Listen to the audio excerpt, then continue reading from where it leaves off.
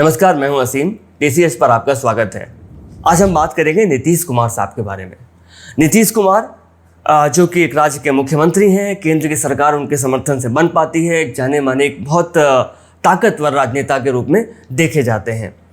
और हाल ही में उन्होंने एक दिलचस्प मिसाल कायम की है महिला विरोधी बयान देने की और महिलाओं को नीचा दिखाने की। बिहार विधानसभा में एक कार्रवाई के दौरान जब जातिगत आरक्षण पर कुछ चर्चा चल रही थी, तब वहाँ पर आरजेडी की महिला विधायक रेखा देवी की बात को बीच में काट के नीतीश कुमार ने कहा कि महिला हो, कुछ जानते नहीं हो, चुपचाप सुनो, अभी हम बोल रहे हैं।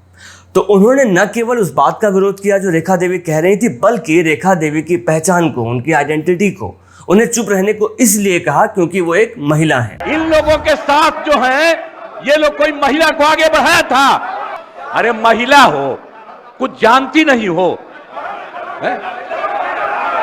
महिला को अरे अरे अरे बोल रही है, कहां से आते? इन लोगों के साथ जो है ये लोग कोई महिला को आगे बढ़ाया था। अरे हम 5 के बाद में महिला को बढ़ाए हैं, बोल रही हो फालतू। इसीलिए हम कह रहे हैं चुपचाप सुनो। अरे ऐसे ही बोल रहे, अरे क्या हुआ, सुनोगे नहीं? और नीतीश कुमार के साथ कमाल की बात यह है कि पिछले कुछ समय में अगर हम देखें तो वो लगातार कुछ ना कुछ महिला विरोधी बयान देते रहे हैं।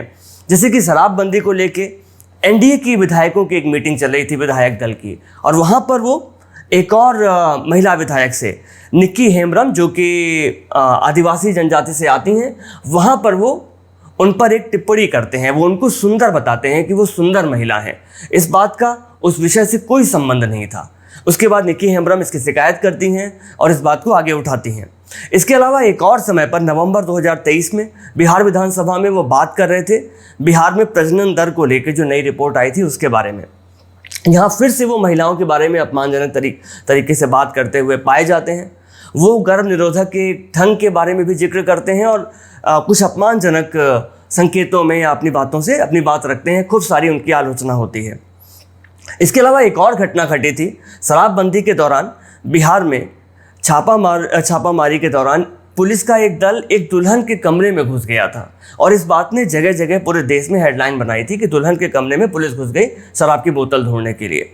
इस बात पे भी नीतीश कुमार ने कहा था कि अगर एक कमरे में महिला है, कोई महिला है, तो क्या पुलिस अपना काम करना रोक देगी? और इस पर भी नीतीश कुमार की काफ़ी आलोचना हुई थी कि ऐसे किसी मसले पर उन्हें इस तरह की बात नहीं करनी चाहिए। अब नीतीश कुमार की अगर हम बात करें तो बिहार सरकार बहुत लंबे समय से बात करती है कि वो महिलाओं के समर्थन में बहुत सारा काम कर रहे हैं। एक योजना है वहाँ की जिसकी बहुत सारी चर्चा होती है, मुख्यमंत्री बालिका साइकिल योजना। तो बालिका साइकिल योजना वो योजना है जिसमें जब कोई छात्रा कक्षा 9 में पहुँचती है तो उसको 3,000 रुपये दिए जाते हैं साइकिल खरीदने के। बिहार सरकार ये दावा करती है, जेडीयू ये दावा करता है, एनडीए ये दावा करता है कि इसकी दुनिया भर में चर्चा हो रही है, अफ्रीकी देशों में इसकी चर्चा हो रही है, यूनाइटेड नेशंस में इसकी चर्चा हो रही है। इसके अलावा बहुत सारी उनकी योजनाएं हैं, जैसे मुख्यमंत्री कन्या उत्थान योजना, कन्या सुरक्षा योजना, मुख्यमंत्री बालिका पोशाक योजना, मुख्यमंत्री महिला उद्यमी प्रोत्साहन योजना, मुख्यमंत्री महिला सिविल सेवा प्रोत्साहन योजना। और इन सारी योजनाओं के जरिए वो ये कोशिश कर रहे हैं कि महिलाओं को आगे बढ़ाया जाए, समाज में महत्वपूर्ण भूमिका तक पहुंचाया जाए। यहाँ तक कि वो महिला आरक्षण को भी लेके आते हैं और अपने यहाँ पर पंचायती चुनावों में और उसके बाद नगर निकाय चुनावों में 50% आरक्षण महिलाओं को देते हैं। और ये कहते हैं कि बिहार ऐसे करने वाला पहला राज्य है और इससे बहुत सारे और राज्य सीख रहे हैं और बिहार की चर्चा हो रही है। बिहार एक मिसाल कायम कर रहा है। हम लोगों ने जो पंचायत का चुनाव कराया 2006 में, तो उसमें तो हमने महिलाओं को 50% कर न दिया जी। 1 साल के बाद हो गया नगर निकाय, उसमें भी हम लोगों ने करा दिया 50%। तब दूसरा राज्य वाला भी देखने लगा तो कई राज्य भी 50% महिलाओं कर। अब 4 चुनाव हो गया पंचायत का, नगर निकाय का, तो कितना हम काम कर दिए। अब दिलचस्प बात यह है कि वो नेता, वो जननेता जो लगातार महिला आरक्षण की बात करता है, महिलाओं को प्रमोट करने की बात करता है, असल में अपने निजी व्यवहार में जब बात सामने आती है व्यवहारिक तौर पे तो बहुत ही महिला विरोधी साबित होता है बार बार अपने बहुत सारे बयानों में।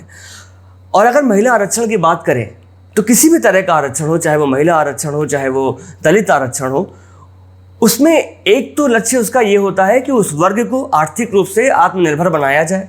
लेकिन ये सिर्फ अकेला मकसद नहीं होता, सबसे बड़ा मकसद होता है कि उनको समाज में इंक्लूजन मिले, उनको समाहित किया जाए, उनको समाज का हिस्सा माना जाए और समाज कैसे चलाया जाएगा इसमें उनको अपनी बात रखने का अधिकार मिले। तो और साथ में जो लोग आरक्षण का विरोध करते हैं, चाहे वो किसी भी आरक्षण का विरोध करें, उनका बड़ा तर्क ये होता है कि ये दलित हैं तो ये इस योग्य नहीं है कि ये भूमिका निभा पाएं, चाहे ये महिला है तो ये इस योग्य नहीं है कि ये भूमिका निभा पाएं। तो जब नीतीश कुमार ऐसा एक बयान विधानसभा में देते हैं मुख्यमंत्री रहते हुए, तो एक तरह से वो आरक्षण की मूल भावना के खिलाफ ही बात कर रहे हैं। जहाँ एक तरफ वो इस बात का दम भरते हैं, इस बात से गर्व से अपना सीना चौड़ा करते हैं कि बिहार वो राज्य बना है जो आरक्षण दे रहा है, जो बहुत कुछ महिलाओं को आगे लेके आ रहा है, और दूसरी तरफ अपने निजी जीवन में, अपने विचारों में वो बहुत ही संकीर्ण विचारधारा से पीड़ित दिखाई देते हैं। और पूरी तरह ये जो महिला विरोधी सोच है कि महिलाएं उस लायक नहीं हो सकती, उन्हें चुप हो जाना चाहिए क्योंकि वो महिला है, और उन्हें कुछ नहीं बोलना चाहिए क्योंकि वो कुछ नहीं जानती हैं, ऐसा करते हुए दिखाई देते हैं।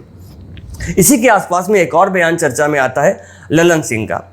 तो ललन सिंह जेडीयू के एक और बड़े नेता, वो जब बजट आया और उसके बारे में राबड़ी देवी ने अपनी राय रखी। बाढ़ है, बाढ़ पर कोई काम नहीं हो रहा है, जनता के घर द्वार डूब गया है, दहा गया है, खाने पीना खूब गिर रहा है, लगातार हत्या हो रहा है, मर्डर हो रहा है, चोरी डकैती सब हो रहा है, मजदूरों को मजदूरी नहीं मिल रहा है, रोजगार नहीं मिल रहा है, किसानों का खाद बीज सस्ता करना चाहिए, महंगाई पर रोक लगाना चाहिए, पेट्रोल डीजल सब महंगा है, किसान क्या करेगा, बिजली किसानों को बिजली भी नहीं मिलता है। हो गया चलिए 26,000 करोड़ दिया गया, झुनझुना है, रेलवे के झुनझुना है। तो राबड़ी देवी ने वही कहा जो बहुत सारे विपक्ष के राजनेता कह रहे थे। वो कह रहे थे कि खाली पैकेज से क्या होगा, बिहार को विशेष राज्य का दर्जा मिलना चाहिए क्योंकि बिहार में बहुत सारे गरीब हैं, बहुत लंबे समय से गरीबी से जूझता आया है, तो इसलिए जब तक विशेष राज्य का दर्जा नहीं मिलेगा तब तक ऐसे बजट से कोई फायदा नहीं है। लेकिन राबड़ी देवी की आलोचना करते समय ललन सिंह ने ये कहा कि राबड़ी देवी को बजट क्या समझ में आएगा। बजट पर भी प्रतिक्रिया दे रही हैं, दस्तखत तो कितना लंबा करती हैं, वो कभी उनका दस्तखत भी देख लिया कीजिए। तो अब बजट जैसा चीज उनको कहां समझ में आएगा।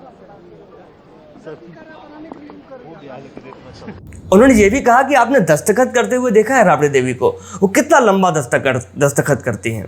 शायद वो ये कहना चाह रहे थे कि वो दस्तखत में बहुत समय लेती हैं, या उनकी पढ़ाई लिखाई के बारे में सवाल उठा रहे थे।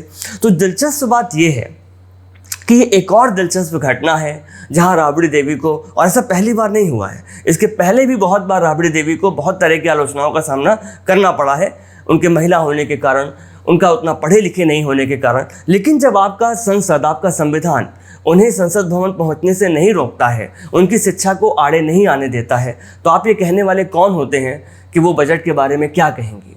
तो ये एक तरह से महिला विरोधी बयान है। और साथ में अगर हम शिक्षा की बात करें तो ये वही संसद है जहां प्रधानमंत्री मोदी जी की डिग्री पे बहुत बार सवाल उठे हैं। तो हम कैसे ये माने कि वो अपनी बात रखने के योग्य हैं कि नहीं, और वो बात रखने के इतना योग्य हैं कि जिनकी खुद की डिग्री तमाम सवालों के घेरे में आती है। वो एक किताब लिखते हैं, उसका नाम है एग्ज़ाम वॉरियर्स। बहुत सारी भाषाओं में इसका अनुवाद किया जाता है, जगह जगह इसको प्रमोट किया जाता है। एग्ज़ाम वॉरियर्स की जो टैगलाइन है उनकी बुक में ऊपर लिखा है वो है छात्रों और अभिभावकों के लिए मंत्रों सहित। तो ये जो छात्रों और अभिभावकों के लिए मंत्र हैं, ना तो वो कभी पेरेंट या गार्जियन रहे हैं, ना तो वो अभिभावक रहे हैं, और छात्र वो कितने रहे हैं, कितने अच्छे रहे हैं, कहाँ तक उन्होंने अध्ययन किया है, इसके कुछ खास प्रमाण मिल नहीं पाते हैं। तो ऐसे में वो कितना योग्य हैं कि एग्ज़ाम वॉरियर्स के बारे में या किसी भी तरह के एग्ज़ाम के बारे में अपनी बात रखें या किसी को शिक्षा दें। तो अगर मोदी जी एग्ज़ाम के बारे में बात कह सकते हैं, किताब लिख सकते हैं, तो राबड़ी देवी बजट के बारे में अपनी बात क्यों नहीं रख सकती हैं। राबड़ी देवी ने इसके बाद ये भी पूछा है कि ललन सिंह ये भी बताएं कि उनकी माता जी कहाँ तक पढ़ी हैं या उनकी वाइफ कहाँ तक पढ़ी हैं, उनके एजुकेशन के सर्टिफिकेट भी वो लेके आए। तो वैसे भी भारतीय राजनीति में चलन बहुत नया नहीं है जब महिलाओं के खिलाफ तमाम तरह के गलत तरह की बयानबाजी की जाती है, और एक तरह का महिला विरोध या एक तरह का कहें कि जो एक संकीर्णता है जो पुरुष समाज में आती है, पुरुष सत्तात्मक समाज में, उसी संकीर्णता से ग्रस्त ज़्यादातर राजनेता दिखाई देते हैं। तो जब भी कभी महिलाओं पर निशाना साधना होता है, महिला राजनेताओं पे, तो सबसे पहले वो इसी का प्रयोग करते हैं। अब इसके शिकार जो लोग रहे हैं, सोनिया गांधी, मायावती, ममता बनर्जी, राबड़ी देवी, स्मृति ईरानी, महुआ मोइत्रा, जो भी महिला राजनेता किसी ताकतवर जगह तक पहुँचे हैं, उन सबको इस सबसे गुजरना पड़ा है कि उनकी ढेर सारी आलोचना की गई है, सिर्फ इसलिए क्योंकि वो महिलाएं थी। और ये सब बात हम तब कर रहे हैं जब भारतीय संसद में आखिरकार महिला आरक्षण विधेयक मंजूर हो चुका है, उसके इम्प्लीमेंटेशन की बारी है। हम ये कह चुके हैं कि 1/3 सीटें महिलाओं को मिलेंगी, इस कानून को पास किया जा चुका है। अब इसके बाद देखने की स्थिति है कि इस देश में वास्तविक धरातल पर आखिरकार स्थितियाँ कैसी हैं, कि एक मुख्यमंत्री एक विधायक को इस बात का ताना दे रहा है कि महिला होने के कारण उसे चुप रहना चाहिए, वो कुछ नहीं जानती हैं। एक और सांसद दूसरे सांसद के बारे में बात कर रहा है कि उनको बजट के बारे में क्या पता है, एक और विधायक के बारे में ये बात कर रहा है। तो ऐसे में ये बहुत दिलचस्प होगा देखना कि इस देश में महिला आरक्षण विधेयक से आखिर कुछ बदलेगा या नहीं बदलेगा, और कब लोग महिलाओं को बराबरी देना असल में इस योग्य समझना कि वो सांसद या विधायक बन सकती हैं, इस देश को चला सकती हैं, ये बात समझ पाएंगे।